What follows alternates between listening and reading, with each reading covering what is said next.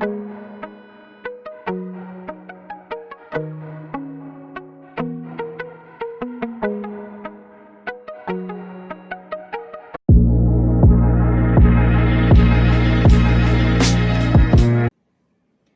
दोस्तों, एक बार फिर से स्वागत है आप सभी का आपके अपने चैनल टारगेटेड 1 पे। मैं हूं अमृता और आज हम डिस्कस करने वाले हैं 6 जनवरी 2019 को हुए सुपर टेट के प्रश्न पत्र के बारे में।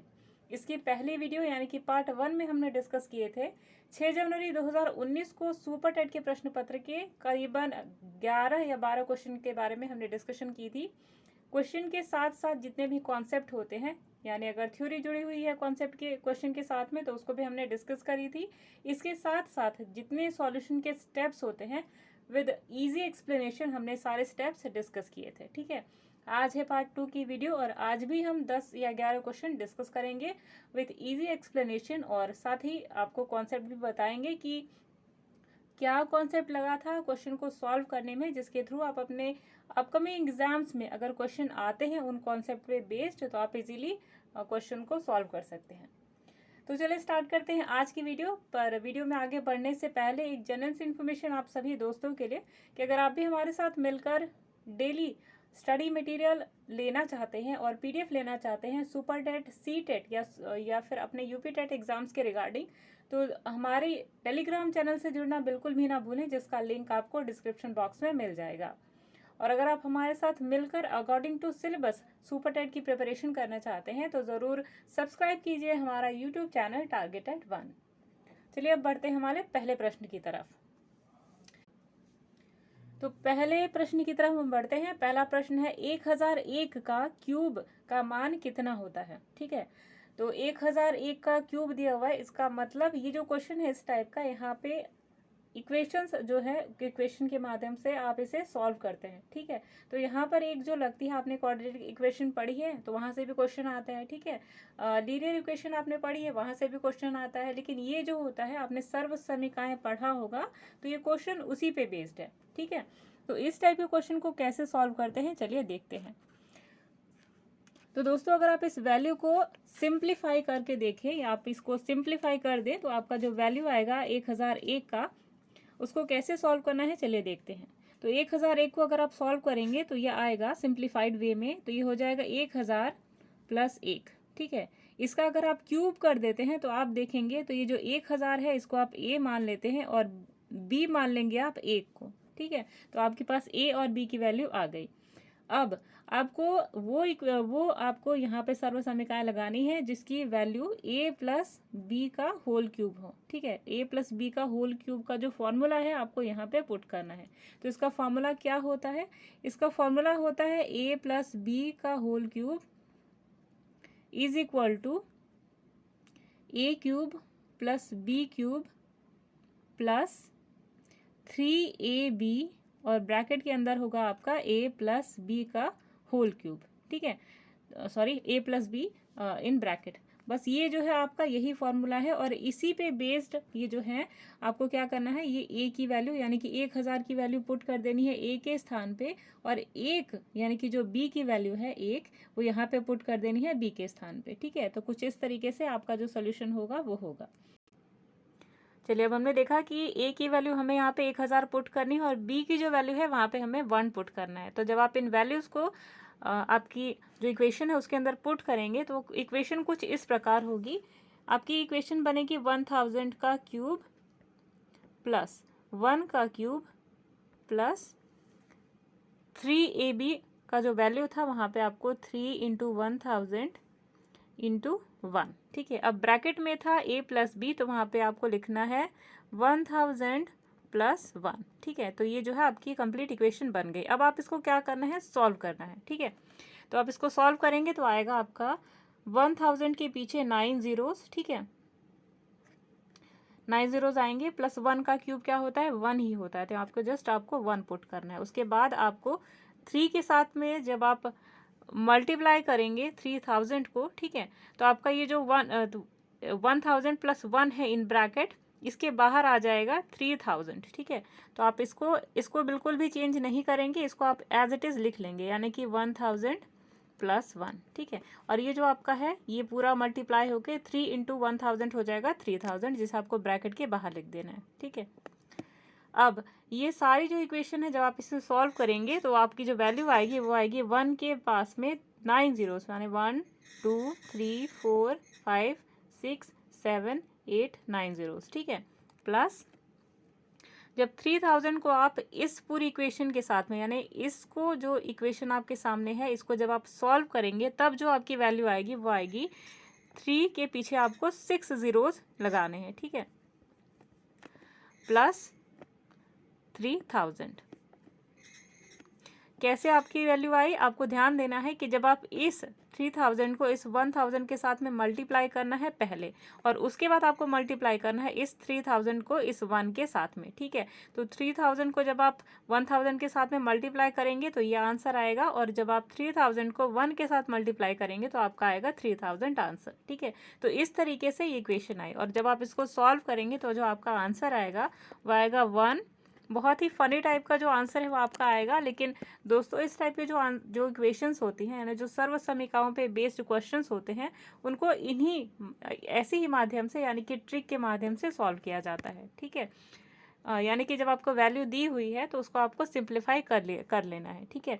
तो आपका जो आंसर आएगा वो आएगा 1 के पास 2 0 3 फिर 2 0 फिर 3 फिर 2 0 और फिर ये 1। तो देखिए एक सीरीज टाइप की आपको यहाँ पे दिखाई देगी, यानी कि 1 फिर 2 0 फिर 3 फिर 2 0 और फिर 3 फिर 2 0 और फिर 1, यानी कि एक टाइप की सीरीज दिखाई दी, ठीक है। तो ये था फनी सा आंसर हमारी फर्स्ट क्वेश्चन का। चलिए अगले क्वेश्चन पे आते हैं। तो सॉरी, इस क्वेश्चन के अकॉर्डिंग जो करेक्ट आंसर बनता था आपने देख लिया कि ऑप्शन नंबर सी जो था वो करेक्ट आंसर था इस इक्वेशन का। चलिए अगले प्रश्न पे आते हैं। अगला प्रश्न है the in centre of a triangle is determined by. किसी त्रिभुज के अंतः केंद्र को सुनिश्चित किया जाता है, यानी कि अंतः केंद्र का जो कॉन्सेप्ट है वो हम समझेंगे, लेकिन पहले हम ऑप्शंस को देख लेते हैं। ऑप्शन नंबर 1 है आल्टीट्यूड्स, यानी कि अविलंबों से। ऑप्शन नंबर बी है एंगल बाइसेक्टर, यानी कि कोणों के अर्धकों से। ऑप्शन नंबर सी है मीडियंस, यानी कि माध्यिकाओं से। और ऑप्शन नंबर डी है perpendicular bisector of the sides, यानी कि भुजाओं के लंबवर्धकों से, ठीक है। तो जो करेक्ट आंसर है वो है आपका एंगल बाइसेक्टर के द्वारा जो है वो इन सेंटर पता लगाया जाता है, ठीक है। और कोणों के अर्धकों से जो एंगल बाइसेक्टर उसको हिंदी में हम कहते हैं कोणों के अर्धक, ठीक है, कोण के अर्धक। तो इन सेंटर का जो कॉन्सेप्ट है चलिए थोड़ा सा समझ लेते हैं कि इन सेंटर आखिर होता क्या है। तो फ्रेंड्स ये एक ट्राइंगल है जो आप अपनी स्क्रीन पे देख रहे हैं। तो इन सेंटर कैसे निकाला जाता है, ट्राइंगल की जो तीनों साइड्स हैं, ठीक है, उसका बिल्कुल मिडल का जो पोर्शन है, यानी कि बिल्कुल बीच का हिस्सा है, यहाँ से एक लाइन सीधे सामने के एंगल को इंटरसेक्ट करती है कुछ इस प्रकार, ठीक है। अब यही प्रोसेस जो है आपको तीनों साइड्स के साथ में रिपीट करना है, यानी कि ये जो पॉइंट है बिल्कुल मिडल पॉइंट, मिड पॉइंट, इसको आपको इंटरसेक्ट करवाना है सामने के एंगल से। और सिमिलरली यही प्रोसेस आपको लास्ट वाली साइड में भी रिपीट करना है, यानी कि थर्ड साइड में। तो ये जो साइड है उसका बिल्कुल मिडल का मिड पॉइंट है ये, ठीक है। यहाँ से आपने एक लकीर खींची सामने वाले एंगल को, ठीक है, कुछ इस प्रकार से। अब ये जो हुआ आपका, अब ये जो आप देख रहे हैं अपनी स्क्रीन पे, ये जो बीच का जो हिस्सा आप देख रहे हैं यही कहलाता है इन सेंटर, ठीक है। ये जो आपने हिस्सा देखा ये कहलाता है इन सेंटर, और इस तरीके से यानी कि एंगल बाइसेक्टर के द्वारा ही बनाया जाता है इन सेंटर। तो आपका यही क्वेश्चन था और ये कॉन्सेप्ट था हमारा इन सेंटर का। चलिए अगले क्वेश्चन पे आते हैं। अगला क्वेश्चन कहता है if the heights of two cones are in the ratio 1:4 and their diameters are in the ratio 4:5 then what is the ratio of their volumes.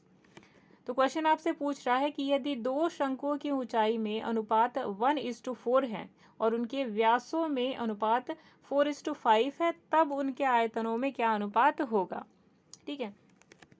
तो ये क्वेश्चन बेसिकली जो है वो बेस्ड होता है फॉर्मूलाज के ऊपर। अगर आपको शंकु यानी कि जो कोन्स है उनके फॉर्मूलाज अगर आपको पता है तो आप इन्हें इजीली सॉल्व कर सकते हैं। तो जब भी न्यूमेरिकल सॉल्व किया जाता है, हमने ऑलरेडी आपसे डिस्कस किया हुआ है कि न्यूमेरिकल सॉल्व करने से पहले आपको उन चीज़ों को क्वेश्चन में लिखना है, सॉल्यूशन में लिखना है जो कि गिवन है। तो आपको क्वेश्चन में दो वैल्यूज़ दिखाई देंगी। पहली जो वैल्यू है वो हाइट की दिखाई देगी, जो हाइट का रेशियो है वो है 1:4, और दूसरी जो वैल्यू दी हुई है वो है व्यास की वैल्यू, यानी कि आपको यहाँ पे रेडियस की जो वैल्यू है वो दी हुई है। और थर्ड थिंग जो दी है वो है, तो जैसा कि आप सब देख सकते हैं कि यहाँ पे त्रिज्या, यानी कि त्रिज्या निकालने के लिए, यानी कि रेडियस निकालने के लिए यहाँ पे जो फॉर्मूला होता है, radius is equal to half of diameter. ठीक है, तो डायमीटर यहाँ पे दिया हुआ है, डायमीटर मतलब व्यास, तो व्यास की जो अनुपात दी है वो 4:5 दिया है। तो इसको आपको जब त्रिज्या में बदलना है तो 4/2 और 5/2 अगर आप कर देंगे तो त्रिज्या, यानी कि पहले शंकु की त्रिज्या और दूसरे शंकु की त्रिज्या निकल जाएगी। ठीक है, और ये आपकी ऊंचाई दी हुई है। तो सबसे पहले सॉल्यूशन का स्टेप होता है कि जो चीज़ें दी हुई हैं क्वेश्चन में आपको वही लिखना है। ठीक है, तो पहले लिख लीजिए R1 क्या है। पहले मान लीजिए शंकु की जो ऊंचाई है वो H1 मान लीजिए, और जो त्रिज्या है वो R1 मान लीजिए। ठीक है, दूसरे की H2 और R2। ठीक है, तो इस तरीके से जब आप फॉर्मूला लगाएंगे तो फॉर्मूला जो होता है शंकु का वो होता है 1/3 पाई आर स्क्वायर H। ठीक है, तो यहाँ पे जब आप फॉर्मूला में इनकी वैल्यू पुट करेंगे तो कुछ इस प्रकार का आएगा। दोनों का आयतनों का जो अनुपात होगा वो इस प्रकार का होगा, यानी कि 1/3 pi r square H upon 1/3 pi r square H। ठीक है, अब यहाँ R1 पहले शंकु के लिए R1 और दूसरे पहले शंकु की हाइट के लिए H1। ठीक है, वैसे ही दूसरे शंकु के रेडियस के लिए R2 और हाइट के लिए H2। ठीक है, अब यहाँ पे जब आप वैल्यू पुट करेंगे तो आएगा 4 का स्क्वायर इंटू 1/5 का स्क्वायर इंटू 4। तो 4 से कितना होता है 16, इसकी वैल्यू 16 आ जाएगी, और 5 से 25 इसकी वैल्यू आ जाएगी 25। ठीक है, तो जो वैल्यू निकल कर आएगी वो होगी 16/100। तो हमने पहले भी कहा है कि कोई भी चीज़ जब तक सिंप्लीफाइड नहीं होती तब तक वो आंसर नहीं मानी जाती। तो इसको आप और काटेंगे तो जो वैल्यू निकल कर आएगी वो होगी 4/25। तो 4/25 यही है इस क्वेश्चन का आंसर। और इस क्वेश्चन का आंसर आपको मिला है, यानी कि अकॉर्डिंग टू क्वेश्चन जो आपका करेक्ट आंसर है वो है 4:5, यानी कि ऑप्शन नंबर 1। चलिए अगले क्वेश्चन पे आते हैं। अगला क्वेश्चन है the average of the first 9 natural prime numbers is, यानी कि प्रथम 9 प्राकृतिक अभाज्य संख्याओं का औसत आपको बताना है। ऑप्शन नंबर 1 है 9, ऑप्शन नंबर बी है 10, ऑप्शन नंबर सी है 11 2/9 और ऑप्शन नंबर डी है 11 1/9। तो दोस्तों ये क्वेश्चन आप तभी सॉल्व कर पाएंगे जब आपके पास कॉन्सेप्ट होगा प्राइम नंबर्स का। तो चलिए देखते हैं what are prime numbers. Prime numbers वो सारे नंबर्स होते हैं जो खुद के साथ ही डिवाइड होते हैं और किसी संख्या के साथ में डिवाइड नहीं होंगे। ठीक है, तो वो सारे नंबर्स जिनका जो खुद के साथ में ही डिवाइड होते हैं कंप्लीटली, अदरवाइज किसी नंबर के साथ नहीं, यही होते हैं प्राइम नंबर्स। ठीक है, तो चलिए देखते हैं ऐसी कौन सी नौ इनिशियल प्राइम नंबर्स हैं जिनको हमें ऐड करके एवरेज निकालना है। ठीक है, तो एवरेज का पहले फॉर्मूला आपको पता होगा तो ही आप एवरेज निकाल पाएंगे। तो एवरेज का जो फॉर्मूला होता है वो है सम ऑफ ऑल नंबर्स, यानी जितने भी आपको नंबर्स दिए हुए उनका सम प्लस जितनी संख्याएं हैं उनको आपको नीचे लिखना है कुछ इस प्रकार। ठीक है, तो सम ऑफ ऑल नंबर्स यानी जितने भी प्राइम नंबर्स है उनका सबको सम करके, यानी कि ऐड करके, जोड़ करके आपको यहाँ लिखना है, और अपॉन 9, क्योंकि टोटल नंबर जो है हमारे पास वो है 9। ठीक है, तो चलिए देखते हैं क्वेश्चन हम कैसे सॉल्व करेंगे। तो क्वेश्चन सॉल्व करने के लिए सबसे पहले आपको 9 प्राइम नंबर्स को लिखना है। तो कौन है वो 9 प्राइम नंबर्स? अगर आप शुरू से स्टार्ट करते हैं तो 2 है सबसे छोटा प्राइम नंबर। ठीक है, अच्छा यहाँ से भी क्वेश्चन आपके एग्जाम्स में आ चुका है यूपी टेट में कि सबसे छोटा प्राइम नंबर कौन सा है या सबसे छोटी प्राकृतिक अभाज्य संख्या कौन सी है, तो वो है 2। ठीक है, चलिए क्वेश्चन को सॉल्व करते हैं। तो क्वेश्चन में आपको लिखना है सबसे छोटी संख्या से सीधे 9 प्राकृतिक अभाज्य संख्याओं तक आपको जाना है। तो सबसे छोटी संख्या है 2, उसके बाद है 3, उसके बाद है 5, उसके बाद है 7, उसके बाद है 11, उसके बाद है 13, फिर 17, उसके बाद 19 और उसके बाद है 23। ठीक है, तो इन सारे नंबर्स को आपको जोड़ लेना है, यानी कि 2 + 3, 3 + 5, 5 + 7, 7 + 11 और 11 + 13 और 13 + 17 और 17 + 19 और 19 + 23। ठीक है। इन सभी को जब आप जोड़ लेंगे और 9 से आप इसको डिवाइड कर लेते हैं यानी कि भाग दे देते हैं। अब जो आपके पास नंबर आएगा वो आएगा 100/9, क्योंकि ये जो आप संख्याएं देख रहे हैं इनको जोड़ने के बाद आएगा 100, ठीक है। तो आपकी जो वैल्यू आएगी वो आएगी 100/9। और जब आप इसे सॉल्व करेंगे, ठीक है, हमने आपको ऑलरेडी बताया हुआ है कि कोई भी वैल्यू तब तक आंसर नहीं मानी जाएगी जब तक कि अपने सिंपलेस्ट फॉर्म में नहीं होती। तो 100/9 अपने सिंपलेस्ट फॉर्म में नहीं है। और ऑप्शन में भी जो आपको दिया हुआ है, जैसे आप यहाँ पे ऑप्शन देंगे तो कोई भी अपने सिंप्लीफाइड वे में नहीं है, ठीक है। तो आप यहाँ पे देखेंगे जो ऑप्शन है फ्रैक्शंस में दिए हुए हैं या तो डिजिट्स में दिए हुए हैं, ठीक है। तो जो आपका नंबर है वो फ्रैक्शन में है, दैट मीन्स कि ये जो आंसर है, ये जो ऑप्शन है, ऑप्शन नंबर 1 और ऑप्शन नंबर बी, यानी ए और बी दोनों वैसे ही गलत हो जाते हैं क्योंकि ये फ्रैक्शन में नहीं है, ठीक है। तो एक ये भी तरीका होता है आपके, अगर एग्जाम्स में आपको आंसर नहीं पता होता है तो इस तरीके से भी आप आंसर पता लगा सकते हैं। यानी कि बहुत आपने यूट्यूब चैनल्स में देखा होगा कि तुक्का कैसे लगाया जाता है, तो आप इसी तरीके से लगा सकते हैं। क्योंकि आपका जो आंसर है वो फ्रैक्शन में आ रहा है, तो इसलिए ऑप्शन नंबर ए और बी वैसे ही गलत हो जाते हैं। अब आप इसको सिंप्लीफाई कैसे करेंगे, चलिए देखते हैं। सिंप्लीफिकेशन के लिए आपको क्या करना है, सिंप्लीफाइड वे में आप जब इसे लिखेंगे तो आपको देखना है कि ये कैसे और ज़्यादा सिंप्लीफाइड हो सकता है। तो जब आप इसको ऐसे लिखेंगे 11 1/9, तो ये होता है सिंप्लीफाइड वे 100/9 का। कैसे निकाला जाता है, अगर आप 100 को डिवाइड करेंगे 9 के साथ में तो वैल्यू आएगी 11, ठीक है। 11 जब आई यहाँ पे तो यहाँ पे आपने लिखा 99, तो बचा कितना रिमाइंडर, यहाँ पे जो शेषफल बचा वो 1 बचा, ठीक है। तो ये वैल्यू जो है वो आई कहाँ से, ये जो 11 है आपका वो इसे यहाँ लिखना है आपको, और जो 9 है उसे यहाँ पे आपको लिखना है, और जो 1 है रिमाइंडर बचा है उसको यहाँ पे आपको लिखना है, ठीक है। तो इस तरीके से सिंप्लीफाई करते हैं, या सिंप्लीफाइड व्यू में लिखा जाता है कोई भी संख्या, ठीक है। चलिए अगले क्वेश्चन पे आते हैं। तो इस क्वेश्चन के अकॉर्डिंग जो आपका करेक्ट आंसर है वो है 11 1/9, जो कि है ऑप्शन नंबर डी। चलिए अगले क्वेश्चन पे आते हैं। अगला क्वेश्चन है the sum of 3 numbers is 98 if the ratio between the first and second be 2:3 and that between the second and third be 5:8 and find the second number. आपको बताना है कि इतनी सारी जो संख्याएं हैं, ठीक है, उनका आपको रेशियो दिया हुआ है और आपको बताना है कि सेकंड नंबर है क्या। चलिए इसका इंग्लिश जो इस सम है, जो ये क्वेश्चन है आपका, उसका हिंदी में जो है वो पढ़ते हैं प्रश्न। तो हिंदी है, 3 संख्याओं का योग जो है वो 98 है, और यदि पहली और दूसरी संख्या के बीच का अनुपात 2:3 है और दूसरी और तीसरी संख्या के बीच का अनुपात 5:8 है तो दूसरी संख्या जो है उसे ज्ञात कीजिए। तो ऑप्शन नंबर 1 है 10, ऑप्शन नंबर बी है 20, ऑप्शन नंबर सी है 30 और ऑप्शन नंबर 4 है ऑप्शन नंबर डी है 40। तो इस टाइप के क्वेश्चन को सॉल्व करने के लिए, क्योंकि ये जो क्वेश्चन है वो रेशियो पे बेस्ड है, ठीक है, तो ये जो आपको क्वेश्चन होगा वो दो स्टेप्स में सॉल्व होगा। सबसे पहले आपको जो फिक्स्ड रेशियो है वो पता करनी है, क्योंकि जब तक आपको फिक्स्ड रेशियो नहीं पता होगी तब तक क्वेश्चन सॉल्व नहीं होता, ठीक है। तो आपको यहाँ पे क्या करना है, सबसे पहले फिक्स्ड रेशियो पता करनी है। कैसे निकालेंगे फिक्स्ड रेशियो, तो इस टाइप के क्वेश्चन को करने के लिए सबसे पहले आपको 3 आपको संख्याएं बताई हुई हैं, तो तीनों संख्याओं की जगह आपको ABC लिखनी है। ए आपको मानना है पहली संख्या को, बी मानना है दूसरी संख्या को और सी मानना है तीसरी संख्या को। अब जो रेशियो दिया हुआ है आपको क्वेश्चन में, वही रेशियो आप यहाँ पे लिख सकते हैं, यानी कि पहली और दूसरी संख्या के बीच का जो अनुपात है वो है 2:3, ठीक है।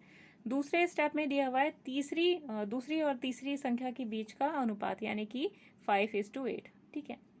अब इस टाइप को क्वेश्चन को सॉल्व करने के लिए हमने पहले भी इस टाइप का क्वेश्चन आप सभी को करवाया हुआ है कि जब आपके सामने ऐसी कंडीशन हो कि 2 साइड की जो जगह है वो खाली पड़ी हो, तो आपको क्या करना है कि ये संख्या, ठीक है, जो 3 है, जो बगल की जो संख्या होती है उसको आपको यहाँ पे लिखना होता है, ठीक है।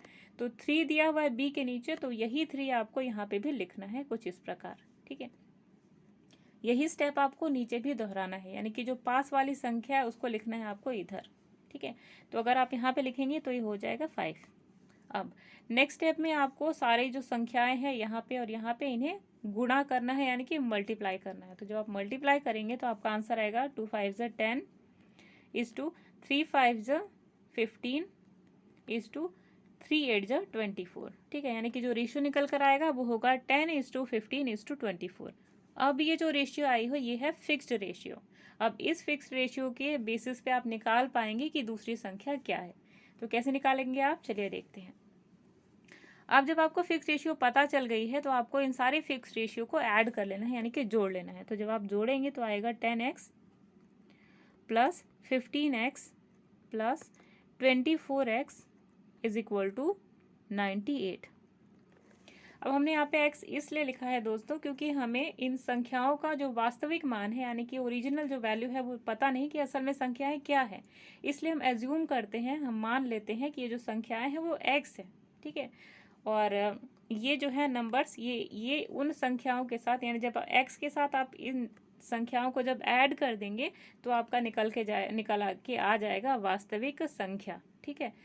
यानी कि ये जो x की वैल्यू है जो हम सॉल्व करेंगे तो जो x की वैल्यू आएगी अगर आप इन नंबरों के साथ उन्हें मल्टीप्लाई कर देते हैं तो आ जाएगा आपका एग्जैक्ट जो नंबर है, यानी कि a, b और c, ठीक है। तो चलिए ऐड करते हैं।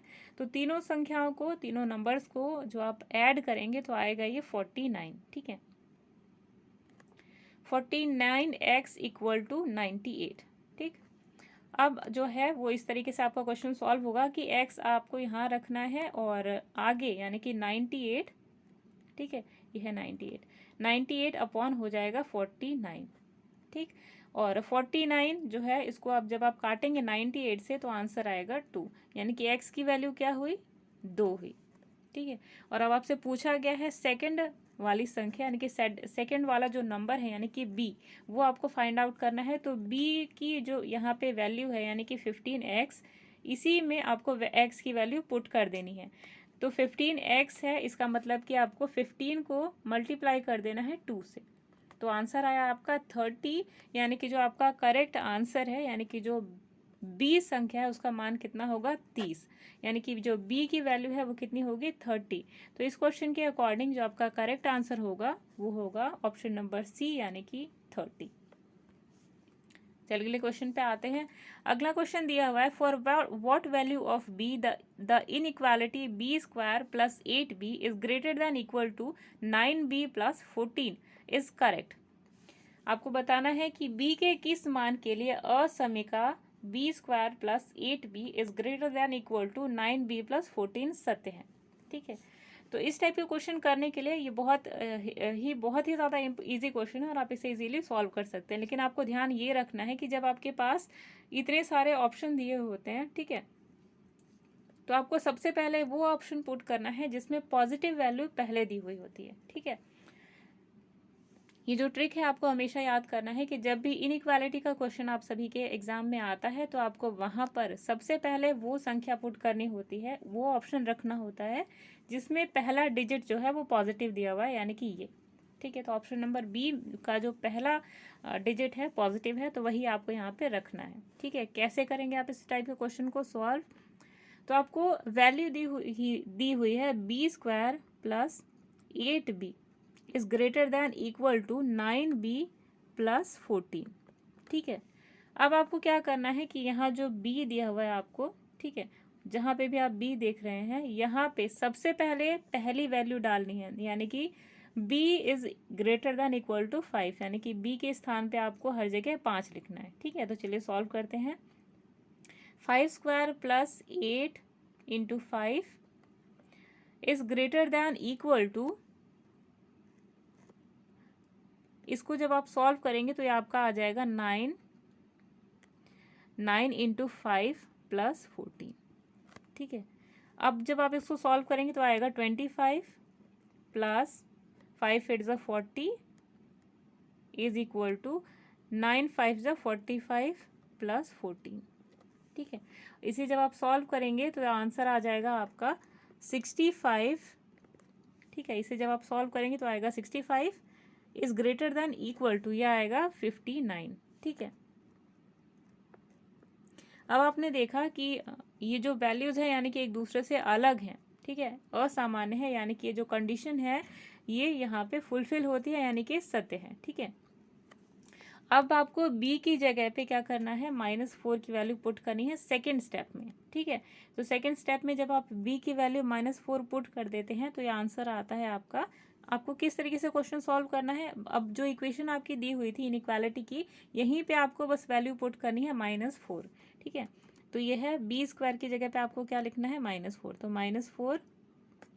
-4 का स्क्वायर प्लस 8 इंटू ब्रैकेट में -4 is greater than equal to 9 into bracket में -4 प्लस 14, ठीक है। अब आप इसे सॉल्व कर सकते हैं। तो 4 4 जा 16 हो जाएगा। एक चीज़ आपको ध्यान रखनी है कि जब भी कोई नेगेटिव वैल्यू यानी कि कोई भी ऐसा इंटीजर जिसके ऊपर नेगेटिव चार्ज है, जब आप उसे स्क्वायर करते हैं तो उसका जो नेगेटिव है सिंबल है वो हट जाता है, ठीक है। तो यहाँ पे जब आप -4 स्क्वायर को जब आप स्क्वायर करते हैं तो ये आएगा 16 ना कि -16, ठीक है। प्लस 8 4 जा कितना होता है 32। तो ये प्लस और ये माइनस जब कटेंगे तो ये हो जाएगा प्लस, यानी कि प्लस माइनस क्या हो जाएगा, सॉरी प्लस, ये प्लस और ये माइनस जब एक दूसरे के साथ इंटरैक्ट होंगे तो यहाँ पे जो सिंबल बनेगा वो बनेगा माइनस, ठीक है। तो यहाँ पर माइनस होगा 16 माइनस 8 4 जा 32, ठीक है, is greater than equal to -36। 9 4 जा 36 होता है, तो ये माइनस का सिंबल है, ये आगे आ जाएगा तो हो जाएगा 36 प्लस 14, ठीक है। यहाँ तक आपने सॉल्व किया। अब इसको फर्दर और आगे सॉल्व करेंगे तो 16 माइनस 32 अगर आप सॉल्व करेंगे तो आएगा -16। ये -16 क्यों आया, क्योंकि जब भी हम किसी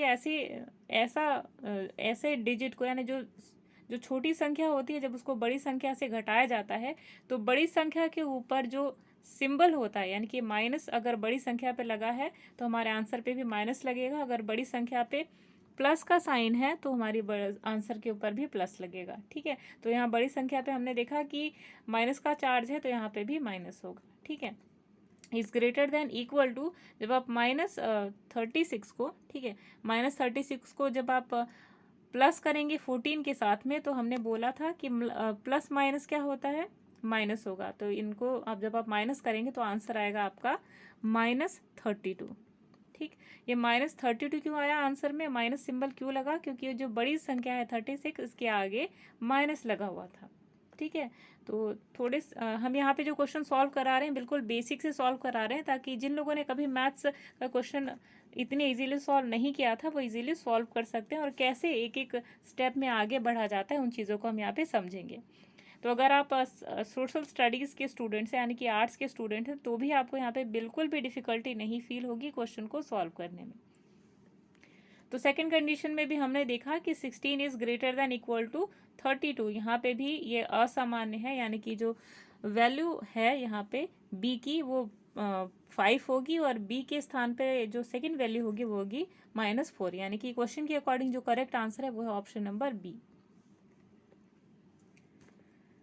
चलिए अगले क्वेश्चन पे आते हैं। अगला क्वेश्चन है in the adjoining figure if A B plus A C is equal to 5AD and AC minus AD equal to 8 then the area of the rectangle ABCD is। अब आपको बताना है कि दिए गए चित्र में यदि AB प्लस AC बराबर होता है 5AD के तथा AC माइनस AD बराबर होता है 8 के तो आयतन ABC का क्षेत्रफल, तो आयत जो है क्षेत्रफल आयत ABCD का क्षेत्रफल क्या होगा। तो ऑप्शन नंबर 1 है 36 square unit, option number B है 50 square unit, option number C है 60 स्क्वायर यूनिट और ऑप्शन नंबर डी है 82 स्क्वायर यूनिट। तो दोस्तों इस टाइप का क्वेश्चन सॉल्व करने के लिए हमने ऑलरेडी बताया हुआ है कि जब भी आप एग्ज़ाम में जाते हैं तो जो छोटे छोटे फॉर्मूलाज है जैसे कि रेक्टेंगल का, स्क्वायर का, रोम्बस का, ट्रेपीजियम का, पैरामीजियम का, ये सभी को पैरेललोग्राम, ठीक है, ये सब आपको याद कर लेना है सारी फार्मूलाज, ठीक है, क्योंकि इन्हीं फार्मूला पे बेस्ड आप कई सारे क्वेश्चन आपकी एग्जाम्स में देखेंगे। तो फिलहाल ये जो क्वेश्चन है आपका रेक्टेंगल के क्षेत्रफल यानी कि रेक्टेंगल के एरिया के ऊपर बेस्ड है। तो ये रेक्टेंगल का चलिए तो आपके क्वेश्चन में जो वैल्यू दी हुई है, ठीक है, उनके बेसिस पे कैसे क्वेश्चन सॉल्व करना है चलिए देखते हैं। लेकिन क्वेश्चन सॉल्व करने से पहले ये जो इमेज आप सभी के सामने दी हुई है इसे हमें लेबल करना है, ठीक है। तो मान लीजिए कि AD जो साइड है उसे हम x मान लेते हैं, तो उसी तरीके से BC भी साइड है वो क्या हो जाएगी x, क्योंकि एक प्रॉपर्टी जो होती है रेक्टेंगल की, यानी कि जो आयत होता है, यानी एक ये जो साइड है अगर ए है तो ये भी साइड ए होगी, यानी कि दोनों साइड्स बराबर होती हैं, ठीक है, और ये साइड इस साइड के बराबर होती है, ठीक है। तो यहाँ पे हमने प्रॉपर्टी देखी रेक्टेंगल की, ठीक है।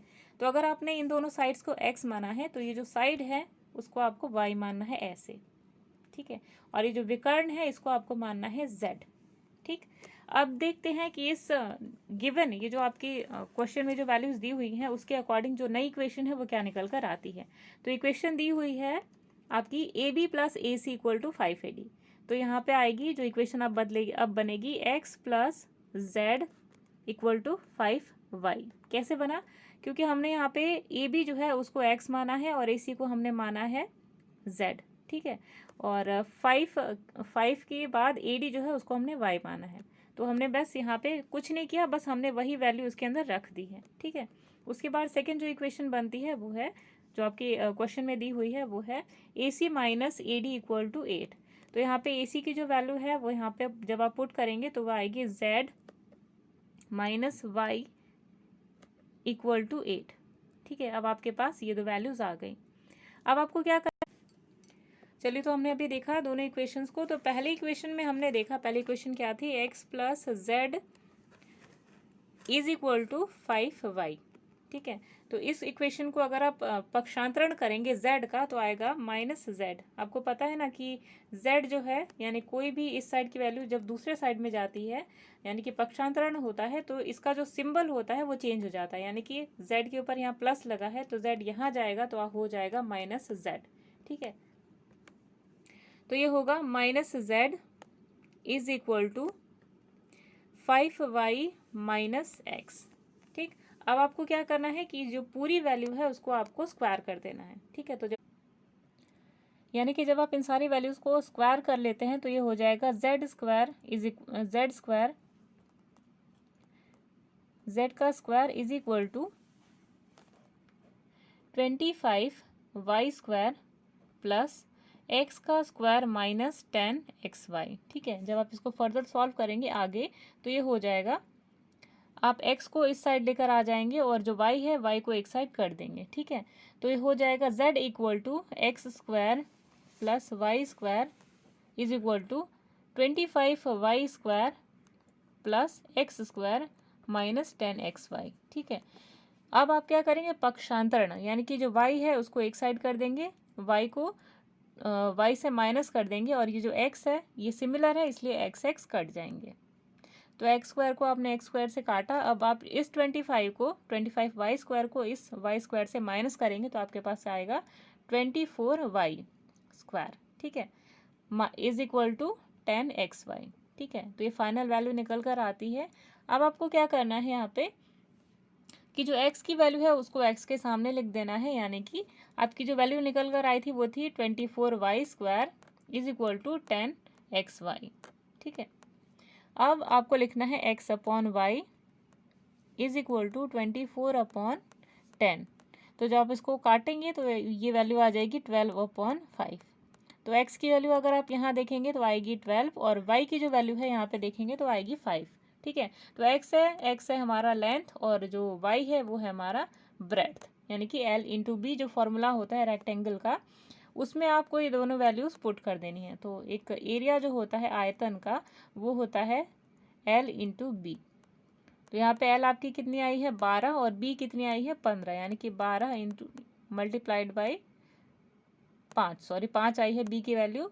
तो L इंटू बी हो गया 12 मल्टीप्लाइड बाई 5, तो जो वैल्यू आई है वो 60, यानी कि जो आयतन है हमारा उसकी वैल्यू कितनी होगी 60। तो क्वेश्चन के अकॉर्डिंग जो करेक्ट आंसर हमारा बनता है वो है ऑप्शन नंबर सी।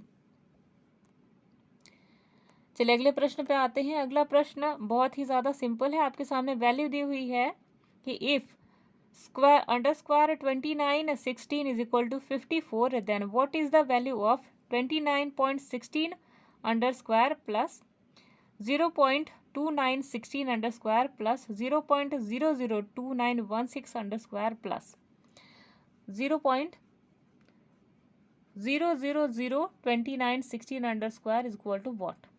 ठीक, आपको बताना है कि ये जो वैल्यू है उसका मान क्या होगा। तो इस टाइप के क्वेश्चन को सॉल्व करने के लिए बहुत ईजी, बहुत बहुत ज़्यादा ईजी क्वेश्चन है। इसका आपको कैसे सॉल्व करना है, बस आपको ये जो वैल्यू दी हुई है 54, इसी को आपको ध्यान देना है कि ये जो संख्याएं हैं ज़ीरो, ठीक है, ज़ीरो कितने हैं और कितनी संख्याओं के आगे ज़ीरो लगा हुआ है, ये भी आपको ध्यान देना है।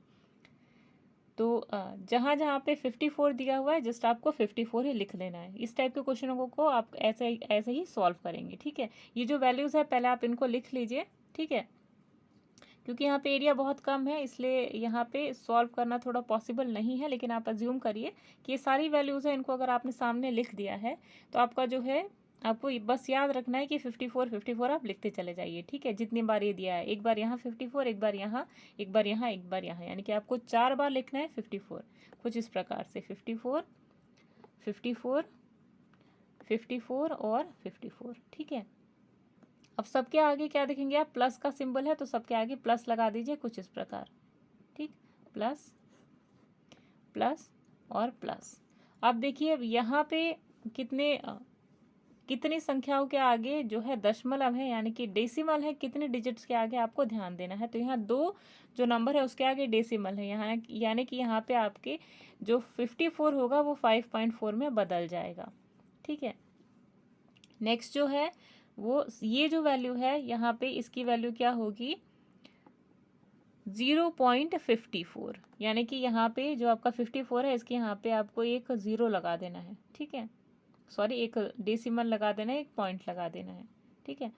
नेक्स्ट जो है ये जो वैल्यू है इसकी वैल्यू क्या है, इसकी वैल्यू क्या निकल कर आएगी, तो ये होगी 0.054। तो आपको यहाँ पे क्या लिख देना है 0.054। और उसी तरीके से ये जो संख्या है, ठीक है, इस संख्या का मान क्या होगा, तो जब आप डेसिमल की तरह इसको देखेंगे तो ये जो वैल्यू आएगी आपके सामने वो क्या होगी, ये जो संख्या है यहाँ पे 54 का मान क्या होगा, ये होगा 0.0054। तो यही आपको लगाना है 1 0 और 1 पॉइंट और 2 0, ठीक है। तो ये थी हमारे 54 की वैल्यूज़, ठीक है। ये कैसे डेसिमल निकाला जाता है इस पर हम ऑलरेडी एक वीडियो लेकर आएंगे जिस पे आप इजीली समझ सकते हैं कि डेसिमल कैसे निकाला जाता है, ठीक है। तो पहला जो 54 था ये आपने देखा कि 2916 का अंडर रूट में वैल्यू कितनी थी 54, ठीक है। इसे ही जब हमने इन सारे डेसिमल के पॉइंट के बेसिस पे लिखा तो आपका आएगा 5.4 0.54 और ये 0.054, ये 0.0054। तो जब आप इन सारी संख्याओं को ऐड करेंगे यानी कि जोड़ेंगे तो जो आंसर आएगा वो होगा 5.999 और 4, ठीक है। तो क्वेश्चन के अकॉर्डिंग जो आपका करेक्ट आंसर आता है वो है ऑप्शन नंबर ए, यानी कि ये। तो दोस्तों यहाँ खत्म होती है हमारे आज के क्वेश्चन की सीरीज़। आई होप आपने यहाँ से बहुत सारे कॉन्सेप्ट सीखे होंगे और हमारी वीडियो अगर आपको पसंद आती है तो प्लीज़ एक लाइक ज़रूर दीजिएगा। और दोस्तों अगर आप भी हमारे साथ मिलकर सुपर टेट की प्रिपरेशन करना चाहते हैं तो हमें टेलीग्राम चैनल पे फॉलो करना बिल्कुल भी ना भूलें, जिसका लिंक आपको डिस्क्रिप्शन बॉक्स में मिल जाएगा। तो चलिए मिलते हैं कुछ और कॉन्सेप्चुअल वीडियोज़ में और अगले पार्ट में यानी कि पार्ट 3 में, जिसमें हम और ज़्यादा क्वेश्चन पे डिस्कशन करेंगे सुपर टेट की। तब तक के लिए अमृता को दीजिए इजाज़त। Bye bye.